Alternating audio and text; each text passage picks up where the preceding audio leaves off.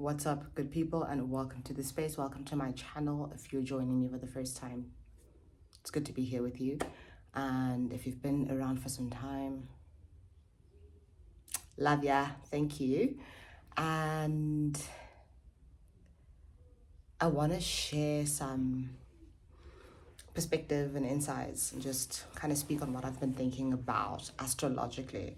I'm no astrologer, but we are in an eclipse portal and it's hot. It's intense. And I'm thinking about how this lunar eclipse on the 27th or the 28th of August, depending on where you are, is hitting Pisces. And I've been thinking around Piscean themes, which we have been addressing for a while. You know, we had Saturn and Neptune and Pisces, and we're coming out of the age of Pisces, or some would say, well, we're actually in the age of Aquarius, so we came out of the age of Pisces, and we have this lunar eclipse that is closing out a Piscean cycle as the nodes have officially moved into Leo and Aquarius, right? So that's why we had the solar eclipse a couple of weeks ago. And this is important for all of us to grasp within this context, as you know, the world changes. Piscean themes are concerned with illusion, you know, deception, intuition as well. But again, being able to discern. I like that Virgo and Pisces scale, so because it speaks about discernment, right? And so it's not just illusion and deception, it is intuition. It is very karmic. Pisces is super karmic. It is the last sign. I know we speak about a 13th zodiac sign. I've heard talks about that, and I'd actually like to do a little bit more research on that. I have not fully engaged with that, but I'm keen to. I'm very curious about that. So Pisces is the last sign of the zodiac. We close out the karmic cycle. We start again. And as you know, Neptune and Aries have both moved. Neptune and Saturn have both moved into Aries. And we're closing out this Pisces story. So if you have Pisces placements and they sit in a particular house, that house has just been active. It's been active. And we finally get a break. I feel like after this lunar eclipse in Pisces, we finally get a break. That house gets to breathe. It's been almost like a couple since Neptune entered Pisces, and then Saturn, right? So it's just been a whole story of closing out these old stories, these old narratives, starting anew. So that house gets to breathe. That part of your chart where, you know, Pisces sits gets to breathe, or that sits in Pisces rather gets to breathe. The 12th house, collectively we get to breathe. And we had that Neptune and, you know, Saturn in Pisces, and those are outer planets. They're outer planets. So even when we look at things from a collective standpoint, we are collectively not engaging with Piscean energy for a little while. It'll take a while before some of the outer planets hit Pisces again. I think we can think about maybe Pluto in Aquarius. It'll be 20 or so odd years. What? Yeah, Pluto in Aquarius will be about 20 odd years before Pluto enters Pisces. Don't get me started with Neptune and Saturn. They just started a new cycle, so they're not seeing Pisces at all, right? The nodes will probably visit this same place in another 6, 7, 8 years. And I think, yeah, outside of the inner planets, your Mercuries and your Venus, even Jupiter will take just a little while. It's in Leo, so it's going to take a little while to get to Pisces. We get to breathe. People, where my Piscean placements at, because I can't even, but this is what I wanted to share. Like, we finally get to breathe. These these spaces in us, in our lives, in our charts, they get to breathe. And yeah, we get to close out the karmic cycles. We get to see the truth. We get to collect the truth. Piscean energy is creative because it has so much depth, so much substance. When we think about Pisces in Yoruba cosmology, you think of Olokun, right? That the deep blue that is uncharted, terrifying, terrific, and it holds truths, it holds forgotten things, it holds hidden things. And so many of us have had to go into that shadowy, mystical, mysterious part of ourselves, and we had to really explore those things and see those truths and really see ourselves for who we are, good, bad, ugly, and everything.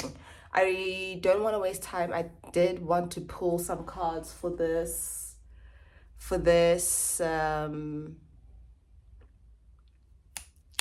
thingamabob. Great.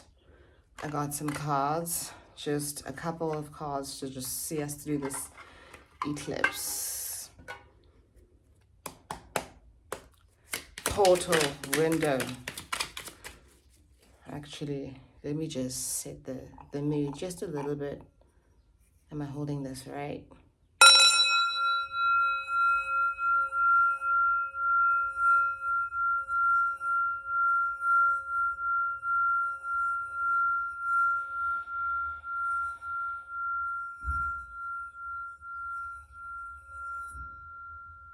Amazing.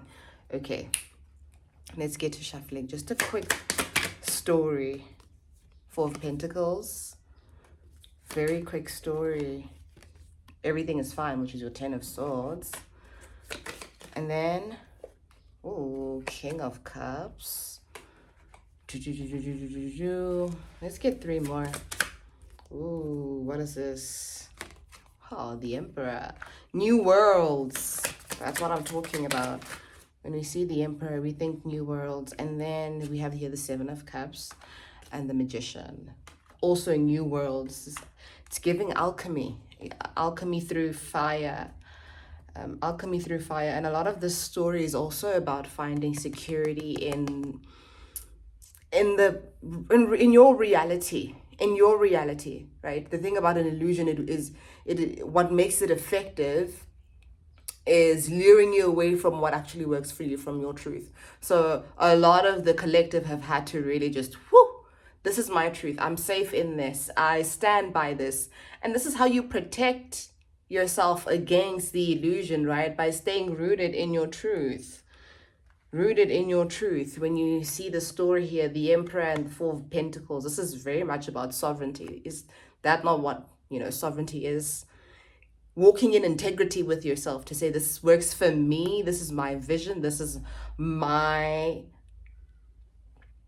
my understanding of life, this is what I see, this is my truth. You honor your truth. And the thing with, Pisces-oriented structures, systems, architectures is that they will always try to pull you away from your truth. That's why one part of Pisces is intuition, but the other part of it is illusion. You kind of have to choose what you're doing there, right? So there's a lot of clarity that comes into being. Cycles are ending, of course. When we think about the swords, we're not just thinking any cycles, right? We're thinking about the neural pathways. We're thinking about information that has been traveling in the same way to create the same narratives, the same self-concept, the same identity, this is what we're talking about when we think about Gemini. It is a sort of malfunction of the higher mind, the mind that is able to, that is expansive, that is immense, that holds infinite amount of possibilities, right? I think, the King of Cups comes in as emotional regulation, as these cycles close out, just when you're safe in yourself, the story with the Four of Pentacles and the And the Emperor, when you're safe and you're in your truth and you're anchored, it really creates an environment where you're calm, you're emotionally regulated, you don't personalize things, you don't internalize them, you don't make it about that person and that person. You're so in your truth, it just feels like you're regulated, you're calm, you're coherent, you're just, everything is delicious. This is the Seven of Cups, a Scorpio card. Yeah, this can also speak to deception and illusion, kind of not knowing what to choose because there's a distortion there, right, in your perception. So this is what's coming to an end. And the Magician for me is so beautiful when you think about that 10 of Swords slash everything is fine card. Because this is your number 1 and this is your number 10. And it speaks to a cycle here of closing out these patterns and collapsing these narratives to come into your creative power. Because guess what? You're safe enough to be yourself.